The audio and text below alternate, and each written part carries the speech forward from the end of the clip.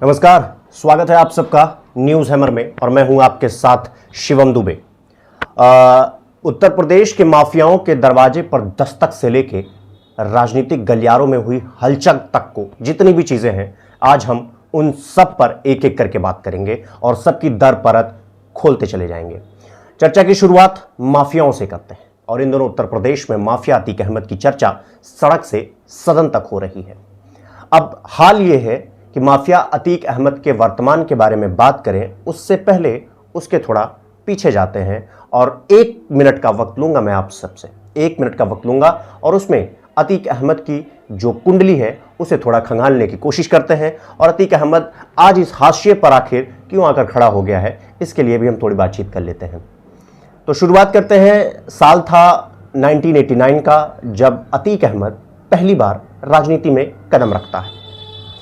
Allahabad waste से, उस दिनों प्रयागराज इलाहाबाद ही हुआ करता था। आपको बता दें कि जब वो इलाहाबाद वेस्ट से चुनाव लड़ रहा था, निर्दलीय चुनाव लड़ रहा था, तो माफिया के साथ इलाहाबाद वेस्ट से चुनाव जीतता है और माफिया के साथ साथ विधायक भी बन जाता है और लगातार 3 बार यानी 15 साल तक विधायक की कुर्सी पर बैठा रहता है। उन दिनों इलाहाबाद में ही उसका वर्चस्व उसके सर पर चढ़कर बोलने लगा था। 1996 में अतीक अहमद समाजवादी पार्टी से जुड़ जाता है और फिर 2002 में अपना दल से जुड़ जाता है। अब मामला यहां यह है कि अतीक अहमद 2002 का तो चुनाव जीत जाता है, लेकिन उसे बसपा नेता राजू पाल ने चुनौती दी। यहीं से शुरुआत होता है अतीक अहमद और राजू पाल की राजनीतिक कहानी, जो इन दिनों अपने पराकाष्ठा की सीमा को पार कर रहा है। साल आया 2004 और राजू पाल बाईपोल का चुनाव जीत जाता है। 2004 में फूलपुर से अतीक अहमद ने सपा के टिकट पर चुनाव लड़ने की सीट अपने भाई के लिए खाली कर दी।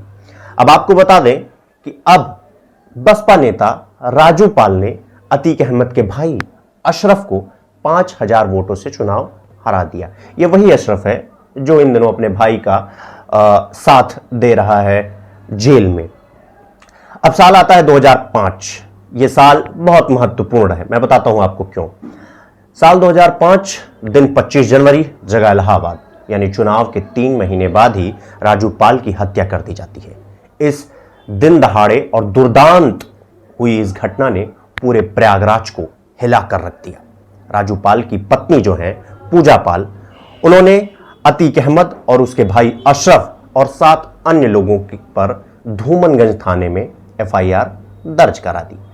जांच के बाद इलाहाबाद पुलिस ने अतीक, अशरफ समेत 10 लोगों के खिलाफ स्थानीय अदालत में चार्जशीट फाइल की। यह केस अभी लखनऊ के CBI कोर्ट में चल ही रहा था। CBI अभी भी चल रहा है, CBI कोर्ट में है। राजू के मौत के बाद उसमें जो बाईपोल हुआ, उसमें अतीक का भाई अशरफ चुनाव जीत जाता है। अब आता है 2007। राजू पाल के चश्मदीद गवाह उमेश पाल ने अतीक अहमद पर अपहरण करवाने का आरोप लगाया। 2007 की बात है और उसे लगातार अतीक की तरफ से जान से मारने की धमकी मिल रही थी। अतीक, क्योंकि उसका वर्चस्व था, उसकी तूती बोलती थी, तो वो धमकी दे रहा था जान से मारने की। और इतना ही नहीं, उमेश पाल ने यह भी आरोप लगाया था कि उसकी ही धमकियों की वजह से उसे, क्योंकि जो उमेश पाल को जान से मारने की धमकी मिल रही थी, उसी की वजह से उमेश पाल ने कोर्ट में अपना बयान भी बदल लिया। प्रयागराज पुलिस एक बार फिर अतीक अहमद पर FIR दर्ज करती है। साल आता है 2023 और अतीक के लिए दुर्भाग्य से उत्तर प्रदेश के मुख्यमंत्री योगी आदित्यनाथ आ जाते हैं।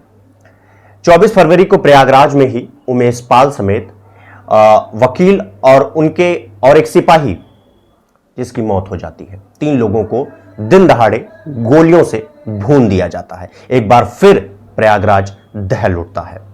उमेश पाल के परिवार ने अतीक अहमद और उसकी पत्नी शाइस्ता परवीन, अतीक अहमद के भाई अशरफ और अतीक के तीसरे नंबर के बेटे असद पर हत्या करवाने का आरोप लगाया। हत्याकांड के बाद CCTV फुटेज आया तो उसमें असद, अहमद, गुलाम और गुड्डू मुस्लिम भी नजर आया। इसके बाद सदन में मुख्यमंत्री योगी आदित्यनाथ और विपक्ष के नेता अखिलेश यादव में तीखी झड़प देखने और सुनने दोनों मिली। अब आप ये वीडियो देख लीजिए, जिसको लेकर के उत्तर प्रदेश में आए दिन इतनी चर्चा हो रही है। फिर आगे बात करते हैं। क्या ये सच नहीं कि जिस अतीक अहमद के खिलाफ पीड़ित परिवारों ने मुकदमा दर्ज कराया उसके परिवार के खिलाफ, वह समाजवादी पार्टी के द्वारा पोषित माफिया है और उसकी कमर को तोड़ने का काम हमारी सरकार ने किया है। और फिर मैं कह रहा हूं इसे हम इस माफिया को मिट्टी में मिला देंगे। सरकार किसकी है? सरकार किसकी है? गफलत में हो। शुरुआत होती है मिट्टी में मिलाने की। आपने अभी सुना कि मिट्टी में मिला देंगे, अब शुरुआत होती है यहां से मिट्टी में मिलाने की।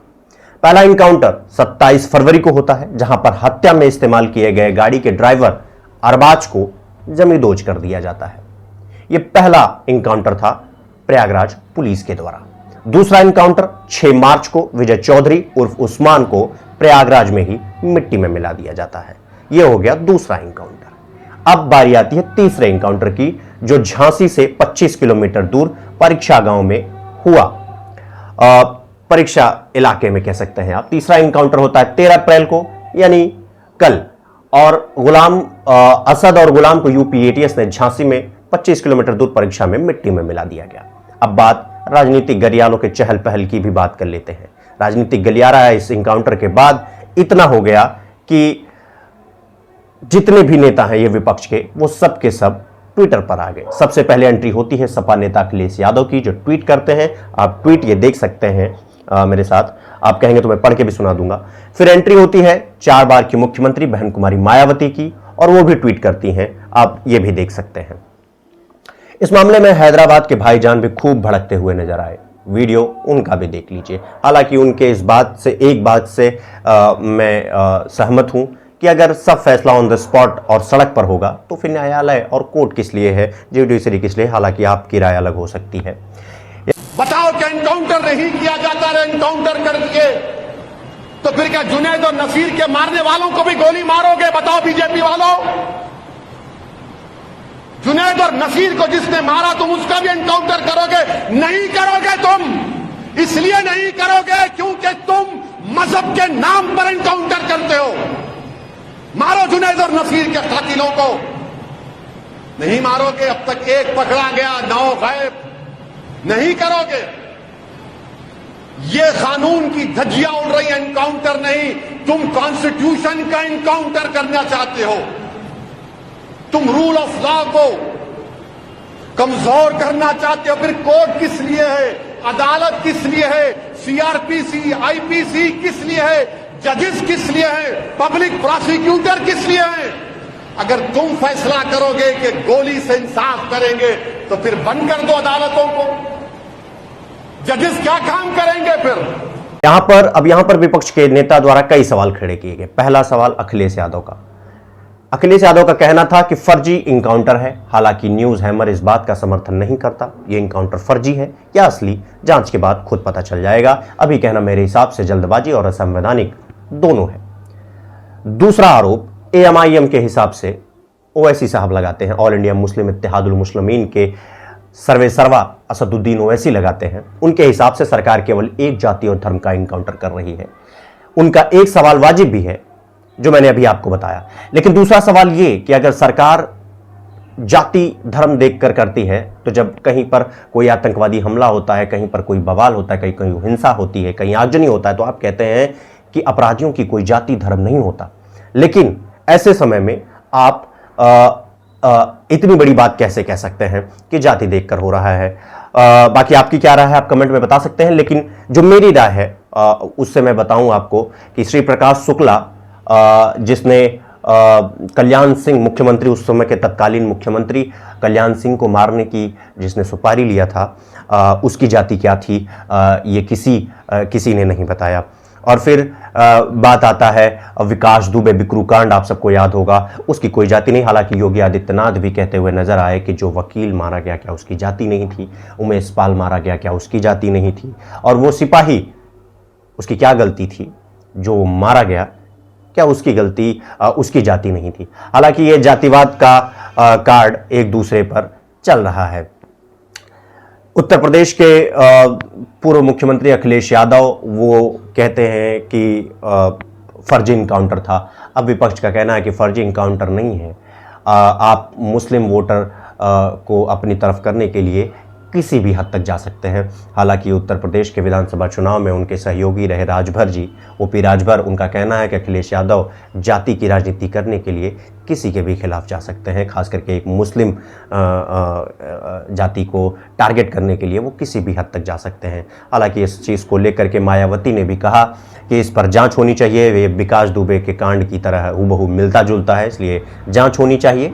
असद के साथ जो गुलाम मारा गया, उसकी मां ने उसकी बॉडी तक को लेने से इनकार कर दिया। इस पूरी घटना का मॉरल ऑफ द स्टोरी ये है कि इस समय उत्तर प्रदेश में योगी आदित्यनाथ मुख्यमंत्री रहते हुए अब किसी भी जाति धर्म के हों कोई फ़र्क नहीं पड़ता है उनको, चाहे वो विकास दुबे हों, चाहे वो अशरफ हो, चाहे वो अतीक अहमद हो, वो ऑन द स्पॉट फैसला करने में बिलीव रखते हैं। हालांकि ये प्रदेश के लिए अच्छे संकेत नहीं है, जो जैसा कि अखिलेश यादव कह रहे थे कि अखिलेश यादव क्या, ओवैसी भी कह रहे थे कि अगर सब फैसला ऑन द स्पॉट होगा तो हमारी कोर्ट अदालत सीआरपीसी आईपीसी किस लिए है, अभी आपने सुना ही। तो ये था पूरा कांड, और आगे जो भी अपडेट होगी मैं आप सबके बीच में लेके आता रहूँगा। और न्यूज़ हैमर वीडियो लेट होने की वजह से मैं आप सबसे माफ़ी चाहता हूं। अब वीडियो कंसिस्टेंट लगातार आप सबके बीच में आती रहेगी। अगर आप फेसबुक पे देख रहे हैं तो फॉलो कर लीजिए, और यूट्यूब पे देख रहे हैं तो सब्सक्राइब कर लीजिए। और मैं अभी के लिए मुझे इजाज़त दीजिए, मैं फिर कल हाजिर होता हूं एक नए वीडियो, एक नए कंटेंट, एक नए हैमर के साथ। धन्यवाद।